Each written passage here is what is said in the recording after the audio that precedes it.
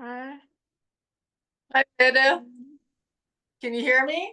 I can hear you. Yeah, I can hear you. Nice to Hi, see you. you too. Happy New Year. Thank you. Yeah, Happy New Year to you as well. Thank you. How are you feeling? I'm good. I'm good. Ready for this? Yeah, yeah. How's the start on January been? How's my what? How's your start to January been? Cold. Cold? Yeah. I'm January, but it's good for writing. Uh-huh. Right. As Yeah. well, Yeah. right? Yeah. Staying inside. Really Yeah. live So outside. productive month Uh-huh. A for month? me. It's a productive month for me. Oh, I a right. lot of writing, so Yeah. that's good. Yeah. That's nice. Well, nice to hear that. And welcome on the podcast. Awesome Thank you. to have you on here. Um, I think I'm just gonna dive right into it. But yeah, to everyone listening with us today, I have Anette Nilsson, who is an author, and I contacted her about, I think it's a couple of months ago now, about so. And we had a couple of conversations over phone before we kind of decided to do this. So it's been exciting, and I'm nervous and also excited about this. Yeah, but let's just dive right into it. Tell us your story. You like. I was I was excited when you contacted me because I love working with young people, and this is new to me too because I just started. Even though my first book was published back in the late '90s, I'm new to building an author platform. I'm new to what that involves. Right. Um, so this is new to me too, and it's let's make it fun. Yeah, yeah, yeah, yes. To everyone who's talk or who's listening, they may notice that we both have accents. So we're Hmm. really, um, in a way, two Danes talking English. Yeah. But the story is that I actually have a leg in three countries. I was Hmm. born and raised in Denmark, Yeah. and then 18, I went back to Toronto, where I spent my first few years or first year, and Right. I went intent of becoming, to get an undergraduate degree, but I knew I wanted to be a journalist and an author. Mm. I had did my undergrad there and intended to stay in Canada. Um, but then love intervened. I fell in love with an American, got Hmm. married. Yeah. By the mid '90s, I was living in Minnesota, Yeah. uh, and I had abandoned my my journalist dream. I Mm. did by Okay. the late, I did publish my first children's my first book, which was a children's book, and we hit the tech wave. I don't know if someone your age would know, but the mid '90s was Hmm. really the foundation for today's social media. This was Mm. when that started taking off. Hmm. Um, all the graphic that we now thrive Mm. on and today was just starting to be developed. And we became part of that wave, and it was really like the Wild West. There was like a Hmm. fever, much opportunity, Mm. and became entrepreneurs and did really, really well. Um, but then I became sick, Uh-huh. and that started Mm. on a whole different track, a track I had never intended on. And it was more than a decade and a half of being seriously, seriously ill. And from that experience, I have written a memoir, and it's not an illness story. there's illness in it, but it's really a personal transformation and empowerment story. And that's currently being represented by a literary agent, an American agent. You know, this is just, it's very hard to get an agent. So I'm so lucky, fortunate. And then I'm also currently working on a contemporary novel. But let me just fast forward. So, you know, I had this long illness journey, and I finally come to a place where, you know, I won't ever have a body like I used to because I've been through too much. But what no one thought was possible. And that's where I'm at. And I really, with my, you know, I don't just write about spirituality, but it's a key, it has become a key component of who I am. And I love to empower others to find their spiritual selves. Because when we empower ourselves, you can really heal anything. Yeah. So empowerment is a key term for me. Right. Yeah. Yeah. I love that. Yeah, because it is the key of what you do, I feel like, or what I feel sense. Yeah. Can I ask you, why did you choose Canada back then? Well, because I was born there. I always, you know, all right. Yeah. my parents lived there for, you know, 5 years, and so even though they returned to Denmark, Canada played a role in my upbringing, and I had, you know, I Of course. etc. So this was, I mean, I knew seriously from I was a little girl that I was going back to Canada, and it's a wonderful country. It is. Yeah, I've been there one time visiting family in Canada, in Whereabouts? It's at the kind of west side of Canada. Right now I can't remember the name. Yeah, it's one of the provinces. I feel like it's one of the more known cities, if I'm not very Oh, is wrong. it Vancouver? Yeah, Vancouver? Vancouver. Yeah, Oh, yeah. yeah. Yeah, that's one of North America's most beautiful. Yeah, it's really pretty over there. Really pretty. Yeah. Where did you grow up there in Canada? Toronto, which is, Toronto. yeah, closer to the American border, and you know, Right. but Toronto is just gorgeous too. Yeah. Yes, and And videos from there. Uh-huh. I'm No, you can go on. and it's very, Canada is very different from North America, from the US, really, or a European, you know, social democratic feel. Uh-huh. How so do you feel like, well, from like Well, coming from there? you know, they have universal health care now.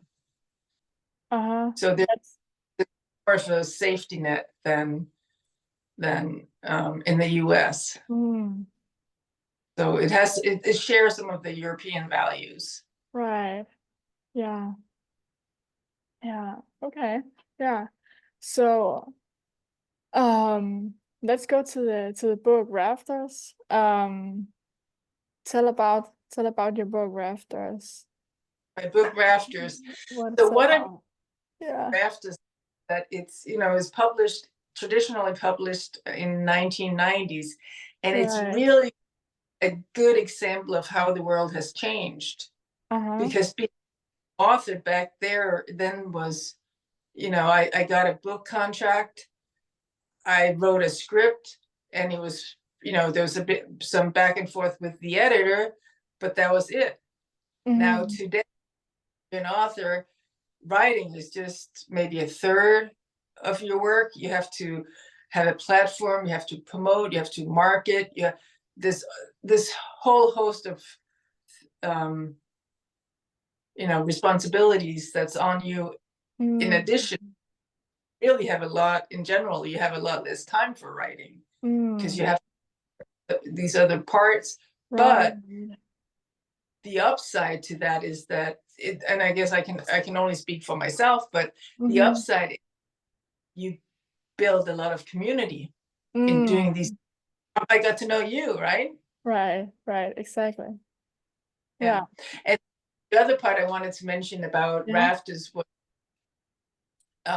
so I it was really, I was contacted by a friend of a friend who was an editor at a small publishing company, and they published a lot of children's books, but they needed new writers. So I submitted some samples. They liked what I wrote, and they asked me to write this trilogy. They had the concept for it. It wasn't my concept, but I was to do the actual writing.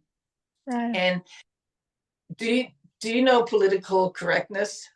Do you know that term? No, I'm not sure. No. See, this someone your age wouldn't know it, but in the 1990s, Yeah. political correct became a trend, and it was the predecessor to the woke movement, the way I see it. Uh, Um, so my Rafters was one of the first politically correct books. It's not the only one, but one of the first ones. And why do I say this? This was a book that it was about two Caucasian brothers and their friend Keiko, who was Asian, and they were mhm. depicted, Asian boys, and their Asian friend was on the cover. And can you imagine that? That was new. That was new back in the 90s. Uh-huh. That was Okay, yeah. It was politically correct because it wasn't no longer just white kids on the cover. There was also a different ethnicity. Got it. Okay. Yeah, but this was, I mean, that's how far we've come. Mm. Yeah, so you That was write about, oh, sorry. that was sorry. That's you include that in the book too. Yeah, this wasn't my concept. It was the editor Mm. who wanted Right. to be on this trend, and Mm. for good reason, about Mhm. time.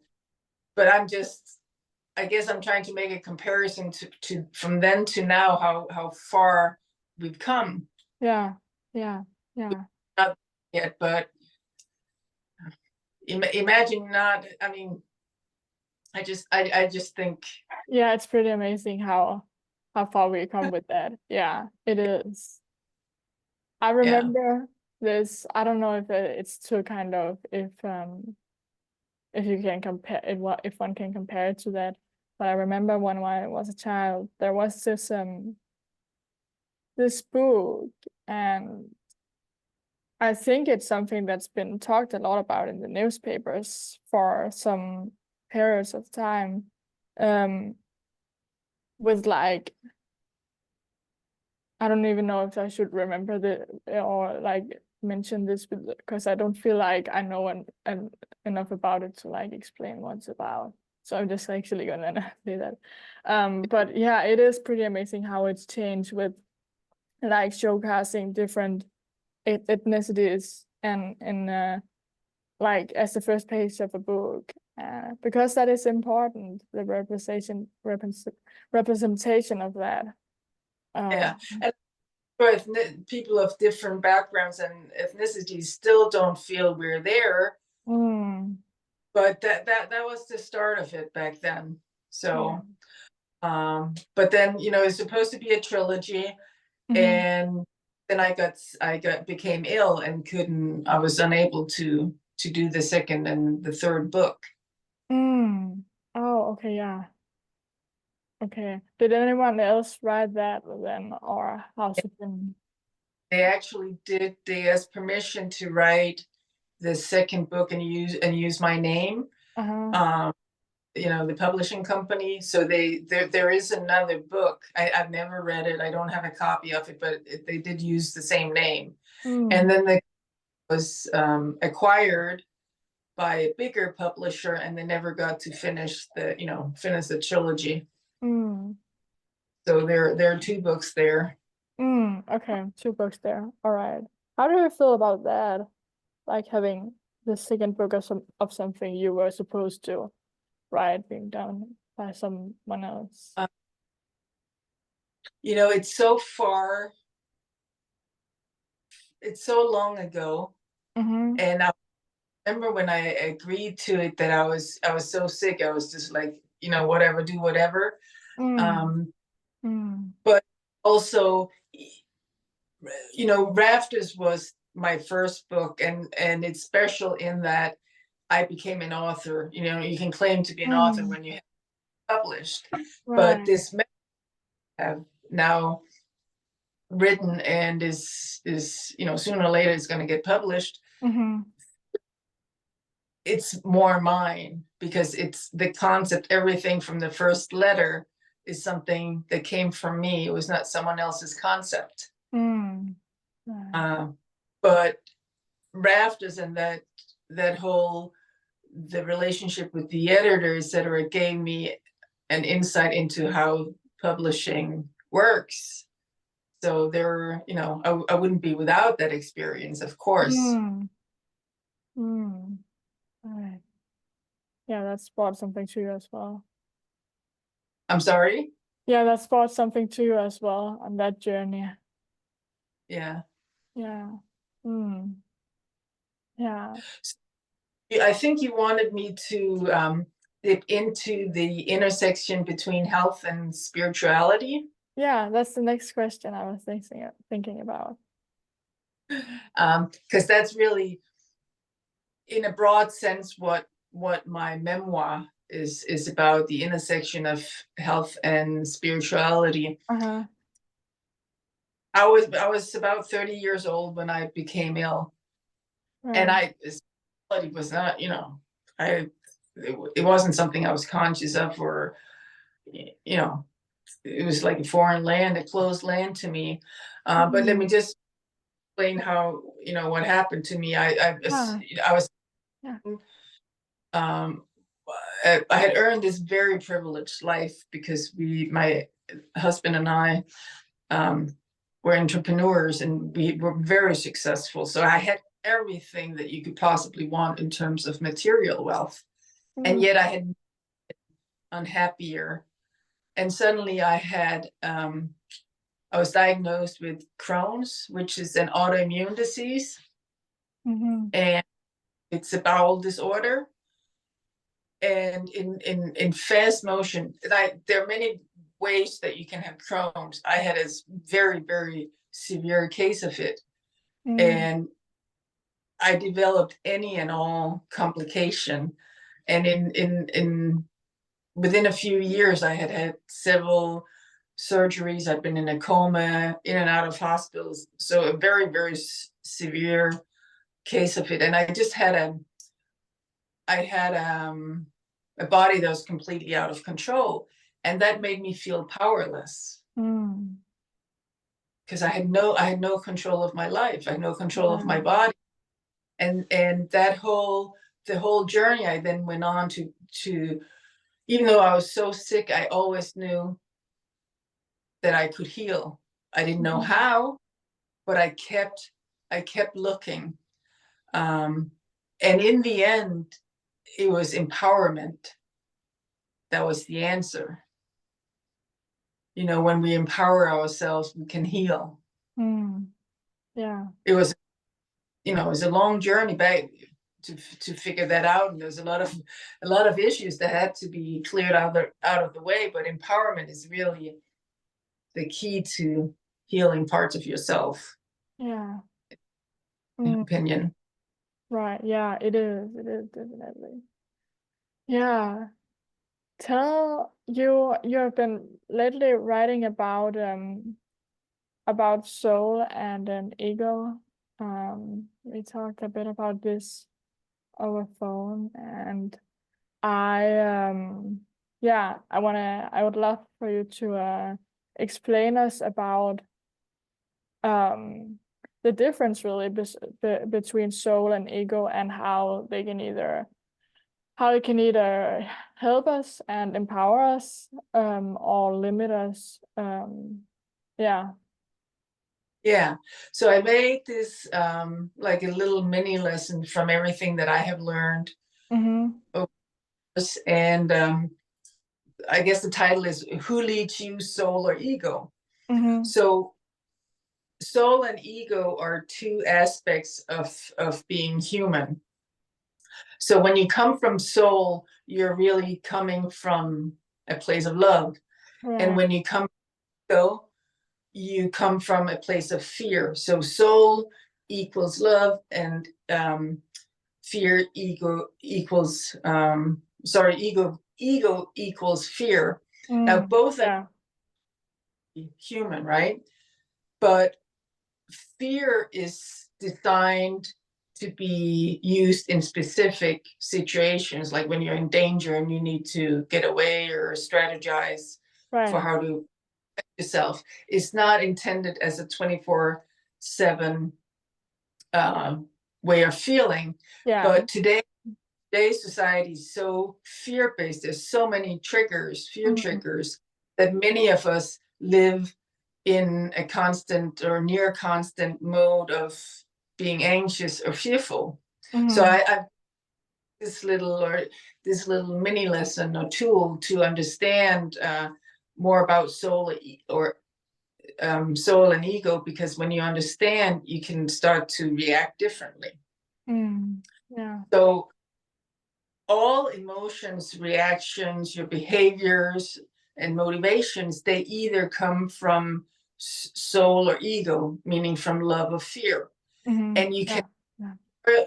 boil down all emotions and feelings to either soul or to either love or fear. So, for instance, if you're nervous or bored or angry or feeling guilty or seeking validation, those are fear-based. And if you're Yeah. surprised, happy, amused, generous, those are Mm. you're coming from love. Yeah. And in a given moment, you can only come from one direction. Yeah. And in any given moment, you can only come from love or fear, from soul or ego. Mm-hmm. And I also want to explain a little more about how Yeah. soul soul feels. Soul is in the moment. It feels easy and uncomplicated. And so when you're acting from soul, you're lost in the moment. You don't have a sense of Mm. time. Mm. And when you come from ego, you are engaged in the past, and Mm-hmm. it feels complicated, difficult. And soul is also supportive, generous, open-minded. Mm-hmm. It like it likes new experiences, and it likes for you to connect with others and have a higher purpose. Mm-hmm. Whereas ego part is a no-sayer. It's a saboteur. It's the part of you that when you have a New Year's resolution and 10 days into it, you stray off and can't get back. That's ego, because it doesn't want change. It Mm. resists change. And it also needs approval and validation. So soul wants you to have new experiences, and ego wants you to stay stuck in the routine and the familiar. So how do you use? I mean, I found it so helpful. So when I have a reaction Mm-hmm. or an action that I don't necessarily like, or someone is coming at me with something I don't necessarily like, I check in with myself and say, okay, is this a soul or a fear-based Mm-hmm. reaction? And let's say someone is writing a nasty comment to something on social media. Mm-hmm. I pose that question: is this love or fear? It takes the bite out of that person's insult, because then I realize, okay, this person is really a fearful person. or in that moment, he's coming from fear, or she's coming. Yeah, yeah. It just takes the sting out of it, and it makes, again, I can only speak from my experience, but it makes me open up to being perhaps compassionate, because when often you're just like someone sitting in a corner shivering, right? Then suddenly the insult becomes something different. Yeah. And also, let's say before this podcast, I was nervous. And then, I'm checking in with myself. Okay, I want to do this. I want to have this experience. The soul part of me wants to have this experience. But there's also a part of me that's coming from fear, because it doesn't like change. Oh no, what's going to happen? Yeah. And to me, having that understanding that, oh, all right, the part of me is fearful right now. It's all right. Yeah. It just, that. does this make sense to you, It does. Anette? It does. It does. Very, very much. Yeah. It's just going a layer below reactions, and it neutralizes the ones that are not so helpful. It does. Yeah. And it's not, so how are you going to use this, or how can you use it? I think it's just a matter of bringing awareness people where from. And then with awareness, perhaps, awareness opens up the door for change. So if you don't necessarily like how you're responding in a situation, by understanding that, okay, I'm in, when I react like this, it's really because I'm fearful. Yeah. It's not because I'm just fearful. Then you can start perhaps working with that, or just have compassion for it. Exactly. Yeah. Yeah. I have something coming up in mind when you mentioned this, because I posted a video on TikTok in this situation, in this case, from my Danish podcast, when I had a conversation with two from the Pride, the Odense Pride here in my city, and it's just one of these comments where I really, yeah, I don't know, I feel sad and I guess frustrated, and I kind of do not know like fully if I should delete the comment or if I should respond to the comment. And what I have chosen before is to delete the comment, because sometimes I feel like that it's neither helpful for others who might see the video and the comment to kind of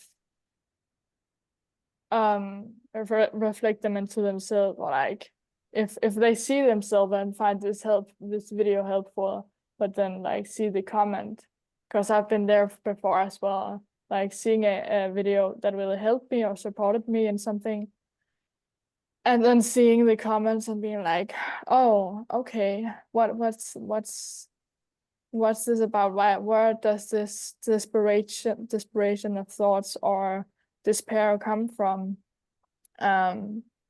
But yeah, kind of. I don't know. I feel like desperation. I obviously don't know what the people who comment what they feel. But I don't know. Like, I don't know. Have you ever had that experience? You see a video that you really feel supported, and then you go to the comments, and there might be a lot of hate to that video because of maybe how explicit it is or how supported it is to something that is changing in some way. And I don't know, I guess just what I'm trying to say is that has evolved for me, and I try to respond with compassion as well.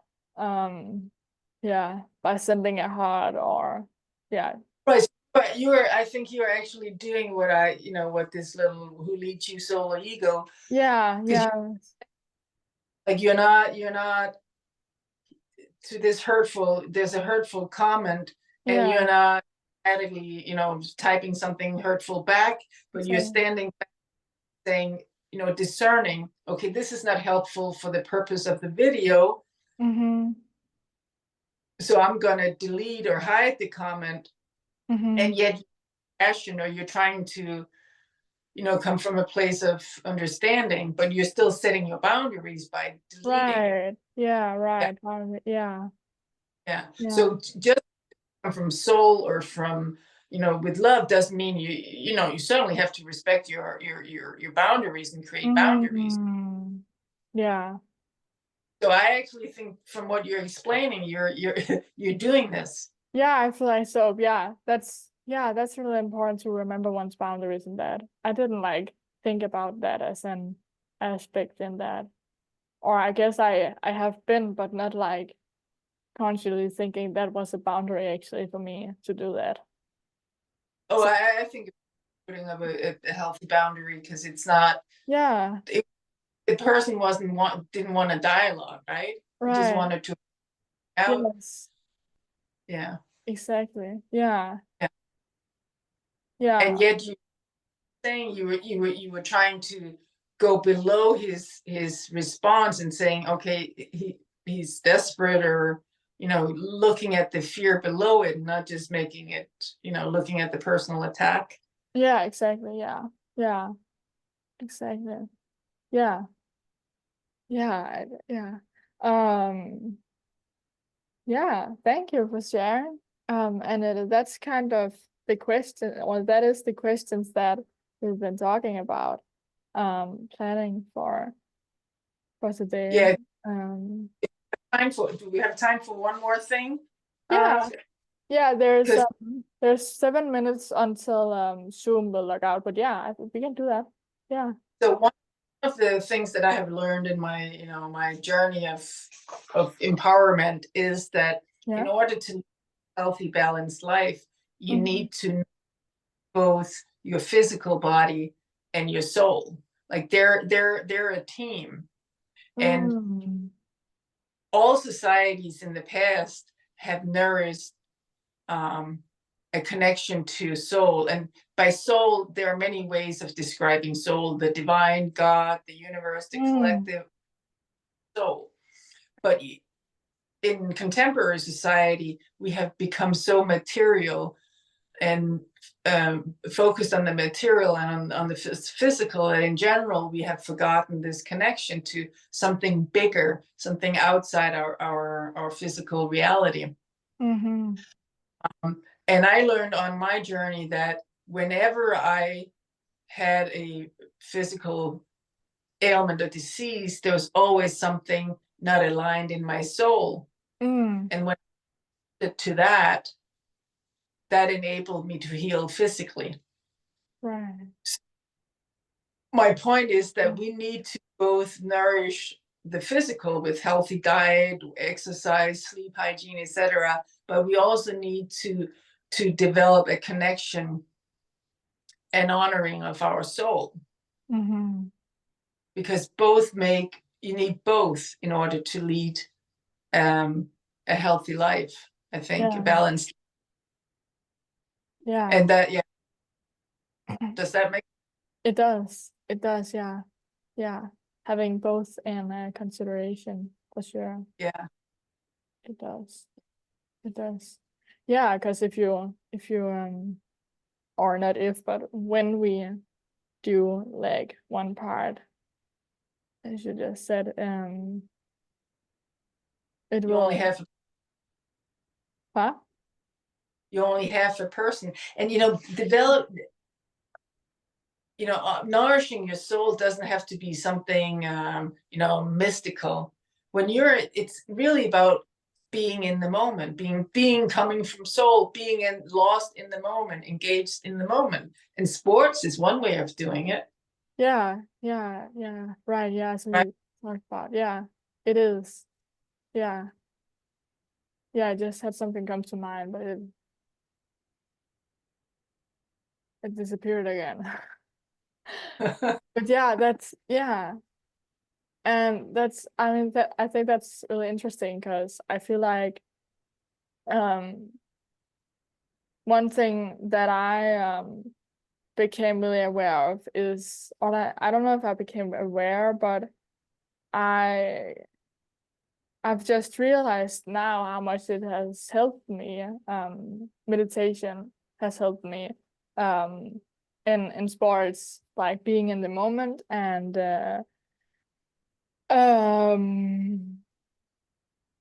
listening to my body, actually. Yeah, it feels like it's such a simple thing to say, but it Because when really, you go ahead. I think I heard this from a podcast that athletes are often like kind of a productive machine, like always having to do something. And it's obviously not because I'm an athlete, but like I think having been and still being, like having that, and especially when you kind of always obviously want to win and get ahead of the other teams, and so and I don't know, it's so easy to forget to be in the moment and to actually listen to one's body, because you always have like goals about how I should Right. train in the gym or how many sets, and like it's kind of like set out for you, and it's like, okay, how do my body actually feel today? And like, yeah, meditation has really helped me. Yeah. Right. It's set out from ego with like control, Yeah. whereas listen to your body, you come from soul, you Mm-hmm. know. Yeah, Yeah, it is. yeah. And that's very transformative, has been for me. To have that realization. Yeah, very much. Yeah. Yeah. And I think, the way society has been constructed, where, we eat toxic foods, processed foods, and we are disconnected from soul. We need to make a really strong conscious effort to remember Yeah. to know soul and ego, our physical bodies and soul, Mm-hmm. because society live according to mainstream values. We don't Mm-hmm. know. Yeah. Yeah. Yeah. And yeah. Yeah. So I actually think this wave of, especially young people having a lot of anxiety and not being able to go to school, etc. That's a way of course correcting society, where they're going to find a way back to eventually to nourishing their souls and their bodies. Hmm. That's how I see it. That Right. it's because society is so off course, and they're going to, you're an example, right? Yeah. Yeah. I'm Of also, yeah, really, yeah. Um, yeah, because I'm thinking, what's one practical thing or one thing that you can kind of take as a maybe as a goal or a North Star to kind of maybe create the awareness, or yeah, get into the depth of that if you're like struggling with anxiety in any like sense. Any, yeah. Uh, Yeah, and everyone is going to find their own way. yeah, yeah, that's interesting. So it's just, nourishing your physical body and the soul are just like an umbrella term, and then everyone is going to find their own way of doing it. But I think that's where we're going, and you young people are leading the way. Yeah, yeah. Thank you so much for the post. That's really emotional for me to read that. Oh, that's Yeah, sweet. yeah, it Thank you. really is. Yeah, it it gave me some perspective too on like, yeah, the Mm. journey I've been with podcast, and yeah, just reaching out to a lot, like what that has meant to me and created it for